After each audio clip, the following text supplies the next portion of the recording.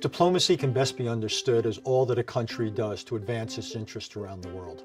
Before you would do anything, whether as a student or as a professional diplomat, you want to stop and think, what exactly is it you're trying to accomplish? The most typical goals in diplomacy, whether you're a professional diplomat or a student, is to affect the behavior of some other actor or actors. What it is they're prepared to do or not to do on behalf of their interests in ways that move things closer to the outcome that are in your interest.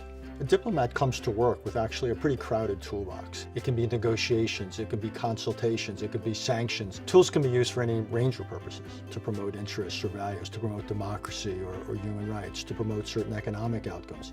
Or tools can be used in the military sense to prevent something from happening or to stop it once it's underway.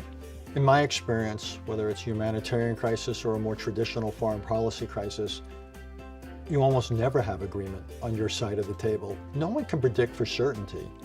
If I use tool X in this amount and I match it with tool Y in this other amount, how it will actually play out across time, because you've got so many variables. So a big part of making diplomacy is the bargaining that takes place either on where you want to go, or even when you agree on where you want to go, on how to get there. It's very rare in diplomacy, it's all or nothing. Sanctions can be mild. Sanctions can be incredibly powerful and threaten to wreck someone else's economy. But these things are rarely switches. Almost always you dial them up and you dial them down depending upon the circumstances.